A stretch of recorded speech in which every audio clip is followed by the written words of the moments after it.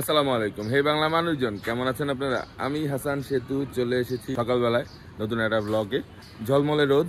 আসলে ব্যাপারটা হইতেছে যে অনেকদিন যাবতই বাগানের কোনো আপডেট দেওয়া হয় না, কারণ আসলে বাগানে নতুন কোনো পাতা নাই, ফল নাই, ফুল নাই। বাগানে ফল ফুলের চাইতে আমার কাছে বেশি ভালো লাগে বাগানের প্রত্যেকটা গাছের নতুন পাতাগুলা।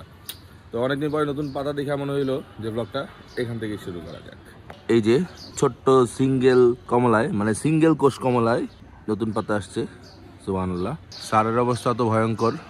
যাক, খুব তাড়াতাড়ি বৃষ্টি শুরু হইলেই সার পুরা গ্র্যাপ করে ফেলবে সবকিছু সবুজ দিয়া ইনশাআল্লাহ। আর যারা আমার ব্লগ রেগুলার দেখেন বা রিসেন্টলি ডেইলি ব্লগগুলো দেখছেন, তারা দেখছেন এই মাথাটা আমি কত কষ্ট করে বানাইছি। লাউ ভালো হয়েছিল, বাট ম্যাক্সিমাম লাউগুলা নষ্ট হয়ে যাচ্ছে, মনে হয় একটাও টিকবে না। অনেকগুলো আসছিল, অনেকগুলো। এখানে একটা সুস্থ দেখা যাচ্ছে, বাট এটাও টিকবে কিনা সম্ভাবনা অনেক কম।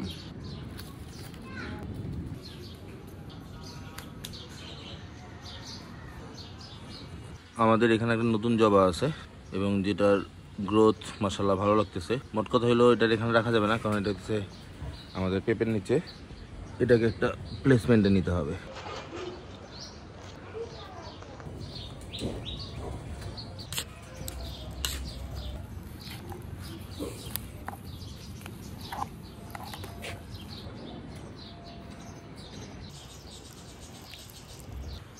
আর আমাদের এই সার ছোট্ট একটা টবে ছিল, তো উপরে ছিল, উপরে বলতে আমাদের এই টেবিলটার উপরে ছিল আর কি।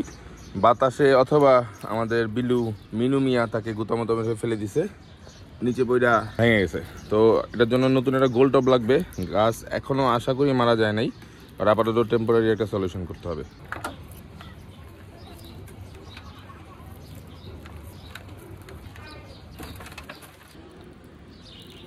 আপনারা বললেন না আবার রোদের মধ্যে পানি দিয়ে দিছি। ব্যাপারটা হচ্ছে যে মাত্র লাগাইছি, এটা আমার ধারণা বেশ কিছুদিন যাবত একদমই পানি পাচ্ছে না, দেখতে পাচ্ছেন একদম শুকায় টনটন। তো দেখা যাক আল্লাহ ওর রিজিক রাখে কিনা।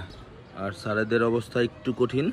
এই সারেদের থেকে একটা ছোট্ট চারা, এই সার মানে বুঝতেছেন গ্রোথ মাশাআল্লাহ এখানে কত ভালো হয়েছে। মাটি খুব বেশি ইম্পর্টেন্ট। আমার ধারণা লাউটা এই কারণে নষ্ট হয়েছে, ভালো মাটি নাই, একটু সার দেওয়া দরকার ছিল। অথবা যদি কারো সাজেশন থাকে যে এই ধরনের ইস্যুটা কি করা যায়, অবশ্যই কমেন্ট করে জানাবেন। তো বের হয়ে গেছি বাসা থেকে। আমার প্রতিদিনের বেরোয়া রাস্তা কাটতেছে, অলরেডি কাটা হয়ে গেছে এবং এইটার জন্য ভালো একটা জ্যাম এখানে লাগে।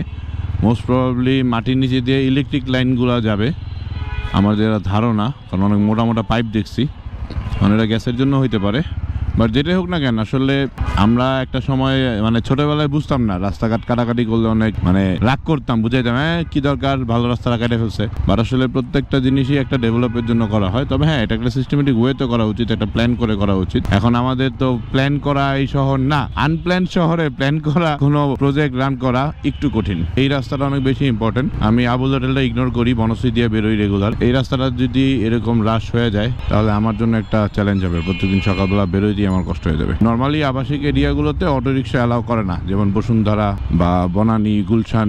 বাট আমাদের বনশ্রীটা আবার একটু অন্যরকম। বনশ্রীতে রাজ করে হচ্ছে অটোরিকশা। এই দেখেন স্কুল ভ্যান, ওটা অটোরিকশা। আমি অটোরিকশার বিরোধী না, কিন্তু ব্যাপারটা হচ্ছে অটোরিকশা এমন মানুষজন চালায় যারা আসলে এক্সপিরিয়েন্স না। এদের তো লাইসেন্স দেওয়ার উপায় থাকে না, তো মিনিমাম একটা এক্সপিরিয়েন্স দরকার। কারণ তাদের ব্রেকিং সিস্টেমের তুলনায় যখন অতিরিক্ত গতি থাকে তখন তারা একটু বেপরোয়া হয়ে যায়, আর যেটা আসলে স্বাভাবিক রাস্তার মানুষজনের জন্য একটু ঝুঁকিপূর্ণ। নট অনলি মোটরসাইকেল রাইডার, মানুষজনের জন্য ঝুঁকিপূর্ণ। তো এবং হরহামেশা অ্যাক্সিডেন্ট তো হয়, কিন্তু এগুলো নিয়ে আসলে কেউ দেখার কেউ নাই, বড় কেউ কমপ্লেন করতেছে না, যার কারণে চলতেছে আর কি। বাট আমার মনে হয় এগুলো নিয়ে একটু সচেতন হওয়া উচিত, বা এগুলো নিয়ে একটু কথা বলা উচিত। বাপরে বাপরে, সবার দাপট দেখছেন দেখছেন দেখছেন। যান মামা যান, মানে হ্যাঁ তো মজুর দিলে হ্যাঁ রিক্সা আগাইতেছে, হ্যাঁ যাইতে পারবো কি পারবো না ইট ডাজ নট ম্যাটার। জোস বন্ধুত্ব, হ্যাঁ বুঝছেন না ব্যাপারটা। এই যে ভাইয়াটা আছে, মানে এক ডিসকভার আরেক ডিসকভারের বন্ধু না, ডিসকভার না, ফ্যাক্টরি আছে। এক বাইকার সবসময় আরেক বাইকারকে সাপোর্ট দেওয়ার জন্য চেষ্টা করে, মহব্বত করে, ভালোবাসে। তো আমিও তাদেরকে একটু ইন্ডিকেটার দিয়ে সাপোর্ট দিই, পিছনে অনেক গাড়ি আসতেছে, তো আমিও ভাইয়ার একটু ঠেলা দিয়ে দিই, কারণ ভাইয়া মনে হয় একটু স্লো হয়ে গেছে। আমি যাবেন আপনারা? ওকে ওকে, তো মেইন ফান্ডাটা হচ্ছে আমি যাবো হইতেছে যমুনা ফিউচার পার্কের দিকে, কিন্তু আমি ঢুকছি হাতিঝিলের দিকে। কি কারণে? অ্যাজ ইউজুয়াল যে আমি বাড্ডার রাস্তার যে জ্যামটা এটা ঠেলতে যেতেছি না, আমি গুলশান দিয়া দেন নতুন বাজারে যাই উঠবো। তো ওইটা আমার মনে হয় একটু ঘোরা হইলেও জ্যাম থেকে একটু সেভ হওয়া যাবো, কারণ আসলে বাড্ডার জ্যামটা খুব বিরক্ত লাগে। অলরেডি রোদে জলছায় যেতেছি।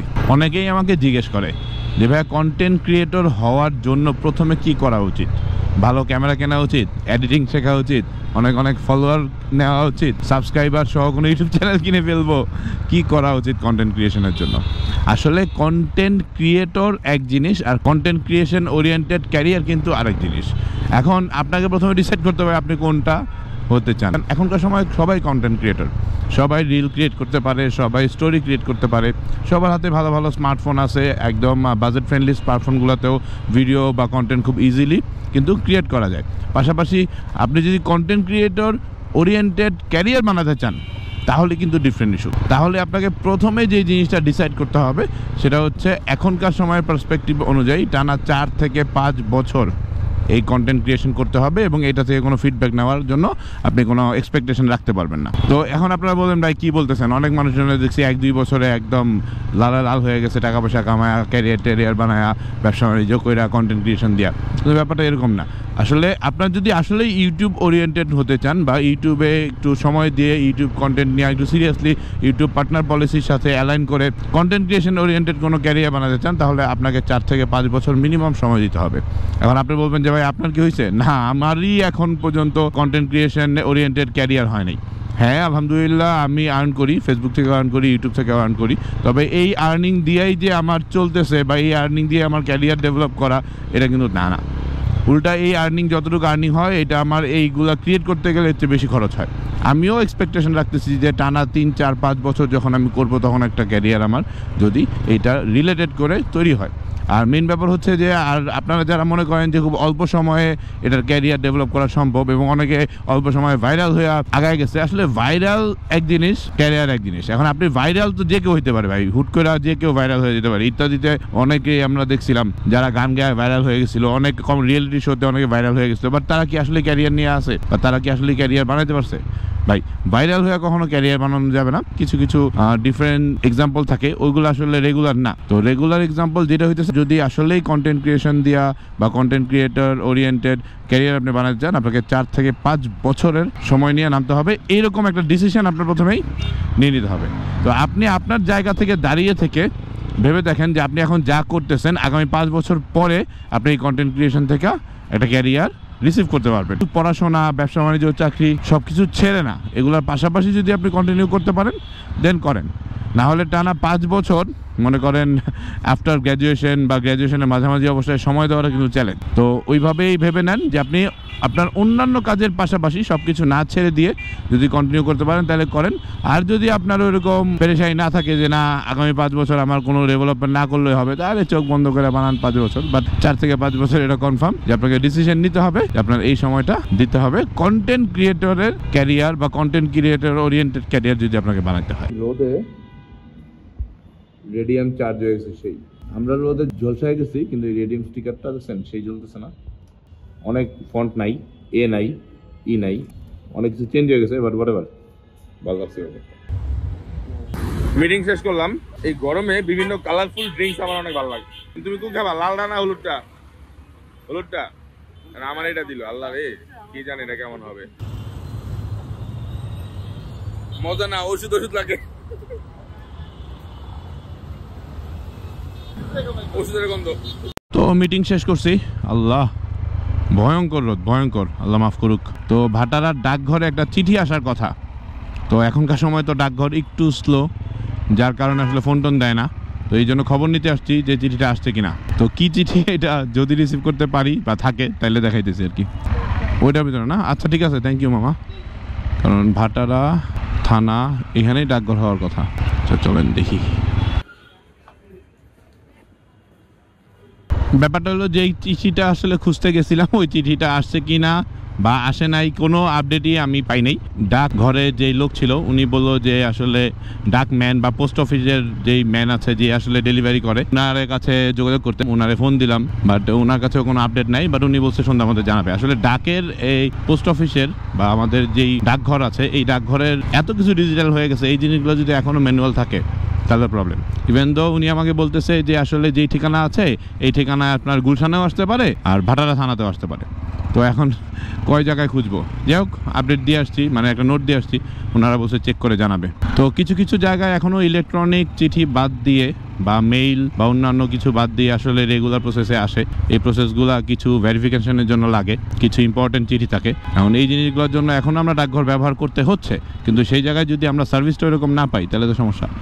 এই সময়ে কি এখন ওই জামানাটা আছে যে বসে থাকবো? বা এখন তো বাসায় যাও এরকম ডেলিভারিটা আসলে আমরা পাই না। কিন্তু যাই হোক, সার্ভিসটা নিয়ে আমি একটু হতাশ, বাট আমি আসলে এক্সপেক্ট করছিলাম এরকম কিছুই হবে, কারণ ওনাদের কাছে খুব বেটার সার্ভিস পাবো এটা আসলে আশা করি নাই। যাই হোক, দেখা যাক, আমার মনে হয়ে যাবে, আল্লাহ ভরসা। বাট আজকে পাইলাম না, এটা হলো ফ্যাক্ট। তো এখন সরাসরি মোহাম্মদপুরের দিকে যাচ্ছি, অফিসে যাব। আর আজকে ভিডিওটা এখানে শেষ করে দিচ্ছি। যদি motorcycle related, motorcycle accessories related কোনো ইনফরমেশন, কোনো সাপোর্ট বা এনিথিং, যদি আপনার কোনো কোশ্চেন থাকে অবশ্যই কমেন্ট করতে ভুলবেন না। আমি আমার অভিজ্ঞতা এবং কানেকশন থেকে সম্পূর্ণ সাপোর্ট দেওয়ার জন্য চেষ্টা করব। আজকের ভিডিওটা লাইক টার্গেট হচ্ছে মাত্র 30টা। অনেকদিন ধরে লাইক টার্গেটগুলো ফুলফিল হচ্ছে না, হয়তো বা আমার ভিডিওগুলো রিচ করতেছে না, অথবা আমার ভিডিও আপনাদের পছন্দ হচ্ছে না। ময়লা নিতেছে ভাইয়ার যথেষ্ট কষ্ট হইতেছে। আচ্ছা, আপনি আগান ভাইয়া, আগান। হ্যাঁ ভাই, আরও জায়গা করে দিলাম, আমিও ভিডিও করলাম। আর যাই হোক, আজকের ভিডিও টার্গেট হচ্ছে মাত্র 30টা। তো 30টা লাইক যদি না হয়ে থাকে প্লিজ প্লিজ প্লিজ 30টা লাইক দেওয়ার জন্য একটু আপনার ছোট্ট একটা লাইক দিয়ে যাবেন। আর আমার এই ডেইলি মোটো ব্লগের কন্টেন্টগুলো আপনাদের কেমন লাগতেছে, কী ডেভেলপ করা যায় অবশ্যই সাজেশন দিবেন। আর অল্প অল্প করে ভিউ হচ্ছে, বাট আমি থামাচ্ছি না, আমি চেষ্টা করে যাব ভিডিও ডেভেলপ করার জন্য। আমি চেষ্টা করে যাব আপনাদের সাথে কানেকশন আরও বানানোর জন্য। আমি হাসান সেতু আজকে আপনাদের কাছ থেকে বিদায় নিচ্ছি। আবারও চলে আসবো যে কোনো সময় যে কোনো জায়গায় ক্যামেরা অন করে। সে পর্যন্ত ভালো থাকুন, সুস্থ থাকুন এবং সাবধানে বাইক চালান। আর হ্যাঁ, কারিজমা বা থ্রিলার 4Bর নতুন আপডেট কিন্তু আসতেছে, সাথেই থাকবেন। সাবস্ক্রাইব করতে ভুলবেন না আমাদের ইউটিউব চ্যানেল। আল্লাহ হাফেজ, টাটা।